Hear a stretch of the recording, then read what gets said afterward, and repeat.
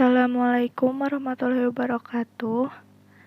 Saya Deviani Agustian dengan NIM 211FI03054. Di sini saya akan mempresentasikan tentang sistem reproduksi manusia. Pertama-tama ada pertanyaan, yaitu apa itu reproduksi? Reproduksi adalah proses biologis suatu individu untuk menghasilkan individu baru. Tujuan dari reproduksi yaitu untuk menghasilkan generasi selanjutnya atau melestarikan sejenisnya. Di sini ada pembelahan sel. Ada dua pembelahan sel, yaitu mitosis dan meiosis. Pembelahan sel mitosis ciri-cirinya terjadi pada sel tubuh. Yang kedua, menghasilkan sel anak identik dengan sel induk. Yang ketiga, pembelahan hanya satu tahap. Yang keempat, untuk pertumbuhan atau regenerasi. Sedangkan ciri pembelahan sel meiosis yang pertama yaitu terjadi pada sel penghasil gamet. Yang kedua, menghasilkan sel anak yang berbeda dengan sel induk. Yang ketiga, pembelahan dua tahap. Dan yang terakhir yaitu untuk menghasilkan sel gamet. Di sini ada gambar mitosis dan juga meiosis. Yang sebelah kiri ini yaitu pembelahan sel mitosis, sedangkan yang sebelah kanan yaitu pembelahan sel meiosis.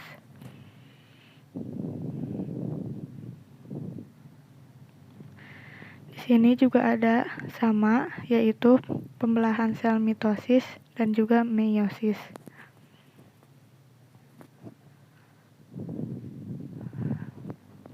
Sistem reproduksi manusia. Di sini ada dua sistem reproduksi manusia, yaitu sistem reproduksi laki-laki dan juga sistem reproduksi perempuan. Pada sistem reproduksi laki-laki terdapat seminal vesicle, bladder, prostat, vas deferens, uretra, penis, epididymis, dan testis. Sedangkan pada sistem reproduksi perempuan yaitu terdapat uterus, fallopian tubes, fimbriaceae, ovari, serviks, vagina, endometrium, dan ovari.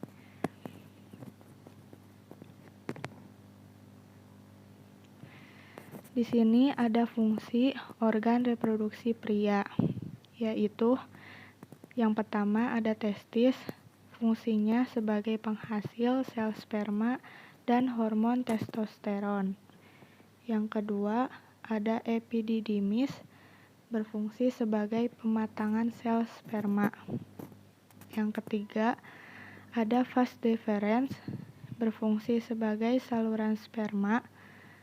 Yang keempat ada uretra, berfungsi sebagai saluran ejakulasi. Dan yang terakhir ada penis, berfungsi sebagai alat kopulasi. Di sini juga ada fungsi dari organ reproduksi wanita.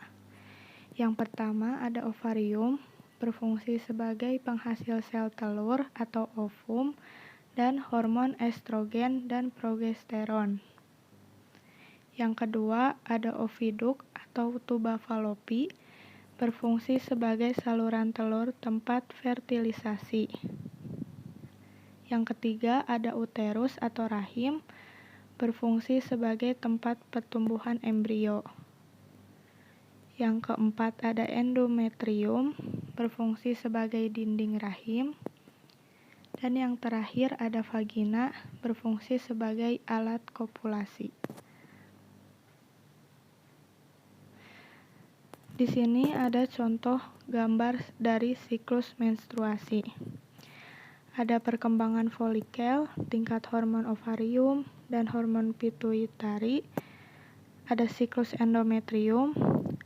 Di sini juga ada fase-fase, yaitu fase menstruasi, fase praovulasi, fase ovulasi, dan fase pasca ovulasi. Pada siklus menstruasi ada beberapa hormon. Contohnya yaitu FSH yang berperan sebagai mematangkan sel telur. Yang kedua ada estrogen sebagai menebalkan endometrium. Yang ketiga ada LH yaitu memicu ovulasi dan membentuk badan kuning. Yang keempat ada progesteron untuk mempertahankan penebalan dinding rahim. Di sini ada penyakit menular seksual, yaitu ada sifilis, penyakit kelamin yang disebabkan bakteri Treponema pallidum.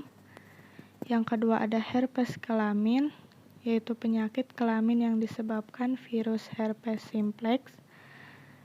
Dan yang terakhir ada AIDS, yaitu penurunan kemampuan sistem imun akibat virus HIV.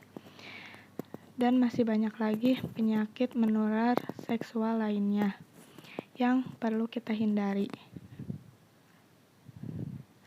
Sekian dari saya. Mohon maaf apabila ada salah kata. Wassalamualaikum warahmatullahi wabarakatuh.